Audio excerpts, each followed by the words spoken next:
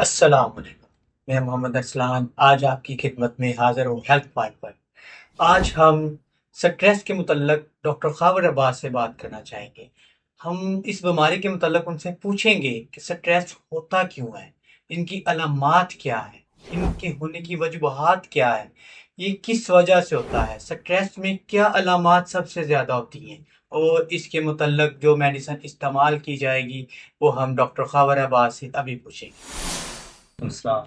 अच्छा अरसान भाई, ये स्ट्रेस जो होती है ना, ये ज़्यादातर मुख्तलिफ हालात में जब तंगी आती है, मतलब जिस तरह से लोगों के माली हालात तंग हो जाते हैं, या अगर पेपर्स का कोई डिप्रेशन कोई बच्चे ले लेते हैं, या घरों में नाचाकियाँ हो जाती हैं, या कारोबारी मसाइल होते हैं, इर्द गिर्द की इस तरह की मामलात जब हालात तंग हो जाते हैं ना, इसी वजह से फिर कुछ अलामात हमारे जिस्म में ज़ाहिर होती हैं। अगर हम खुद पर गौर करें तो फिर हम जान सकते हैं कि हमारे अंदर स्ट्रेस है या नहीं है। उनकी अलामात कुछ इस तरह से होती हैं कि एक ही बात बार-बार माइंड दोहराना शुरू कर देता है, फिर वो कंट्रोल से बाहर हो जाती है, फिर वो चीज़ हमें इतनी बड़ी लगती है, छोटी-सी बातें हमें इतनी-इतनी बड़ी लगना शुरू हो जाती हैं, हम चिड़चिड़ापन महसूस करते हैं, हम नींद में कमी महसूस करते हैं। अक्सर लोगों को नींद आती नहीं है, रात को खुल जाती है और फिर दोबारा नींद नहीं आती।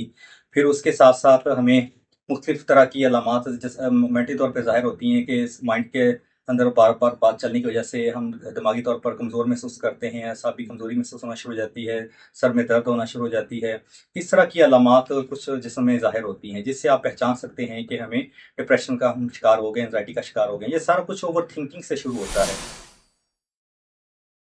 अच्छा जी, मेडिसिन जो इसमें इस्तेमाल होती है, हम होम्योपैथी के लिहाज से बात करेंगे कि होम्योपैथिक में इसका क्या हल है। होम्योपैथिक में इसका बड़ा बेहतरीन हल है। इसमें उसका फ़ायदा ये है कि उसमें बंदा एडिक्ट नहीं होता, क्योंकि जो दूसरी एलोपैथिक अगर हम यूज़ करते हैं तो उसमें एडिक्शन हो जाती है कि उसके बगैर, इस गोली के बगैर नींद नहीं आती। जब तक आप गोली लेते रहेंगे नींद आ जाएगी, जब गोली छोड़ेंगे फिर आपकी नींद ख़राब हो जाएगी। लेकिन इसमें आपका मसला परमानेंटली हल होगा। इसमें सबसे मेन जो मेडिसिन इस्तेमाल की जाती है वो इग्नेशिया है। यानी कि जो इंसान को गम तंग कर रहा है बड़े अरसे से, या यानी कि समझ लें एक्यूट वो फॉर्म में है, या क्रोनिक फॉर्म में वो गम है, डिप्रेशन चला गया है, तो उस दोनों फॉर्म में ये इग्नेशिया बहुत अच्छा काम करती है कि जो गम इंसान के जिस्म में दब जाता है और ज़ाहिर नहीं होता, ऐसा इंसान जो ज़ाहिर नहीं करता अपनी बात को, या किसी से गम को बयान नहीं करता, तो उस बयान ना करने की वजह से गम अंदर दब जाता है, और जो अंदर ही अंदर इंसान कुटता रहता है और अंदर ही अंदर उसको वो मरता रहता है और रोता रहता है। ऐसा बंदा जो कोने में पड़ा हो, पड़ा रहना पसंद करता है, अकेला रहना पसंद करता है और रोता रहता है, छोटी-छोटी बात पे रोना शुरू कर देता है, ये तमाम अलामात एग्नेशिया में आ जाती हैं। तो एग्नेशिया को अगर आप 200 या 1 एम में लेंगे, तो उसके 5 कतरे आपको डेली इस्तेमाल करने होंगे सुबह नाश्ते से पहले।